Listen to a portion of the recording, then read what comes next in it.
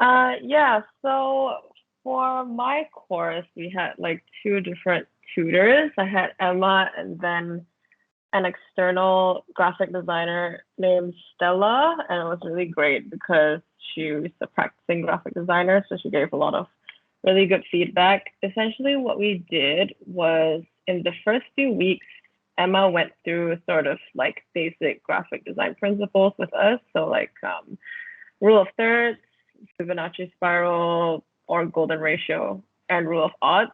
So just like then we did some little activities along those lines, which were quite helpful later on. And then we were asked to choose our own topics. And so we were like, okay, do a brainstorm. And so I did food production, and I sort of narrowed it down to rice production.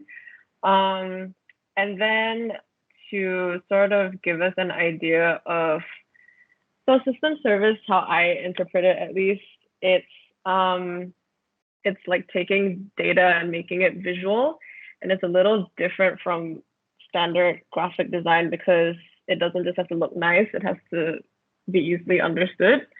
So one of the practices we did was like physical data visualization. So like how can you take data and use things around you and make it visual? So I just did, some sketches, and then I tried to do that. And then we sort of went into the actual thing. Um, so there were like empathy maps and journey maps, stuff like that. And it's really helpful, I guess, if you are working with a client and you want to show them some holes in their system. And so that was sort of the focus that my class had. It was more of how can you as a designer communicate to your client. So that's like the value it offers. So I did some concepts, and I was like rice paddy fields, color schemes, pretty standard, and then stakeholder mapping, uh, and then just a lot of ideation. And those royalty-free vector websites like Free Pick, those are your friends because no one wants to make a whole vector person one by one.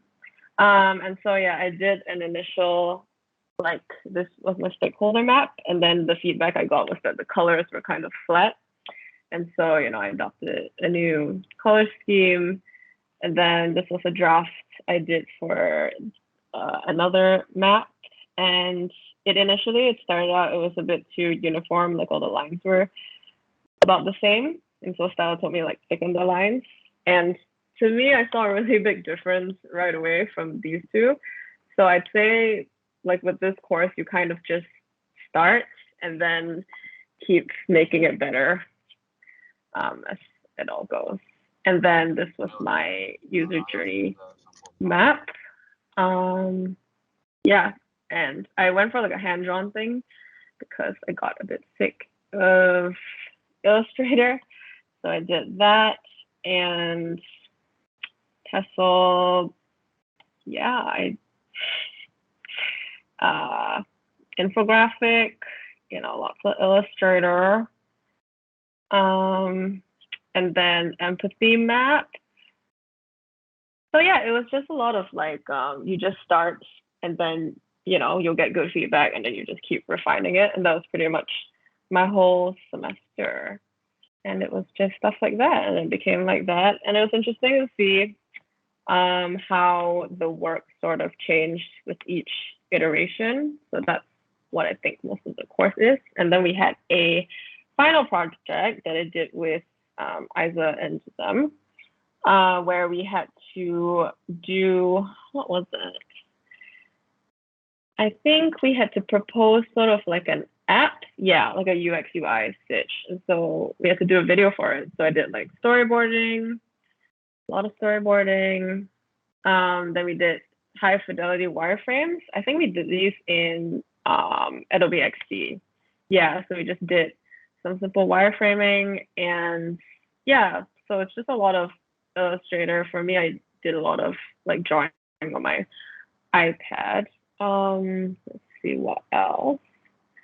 So yeah, that was pretty much what we did that semester. It's a pretty chill class if you just if you just do it, and then make it better, and then the semester is over. So yeah, that's my spiel.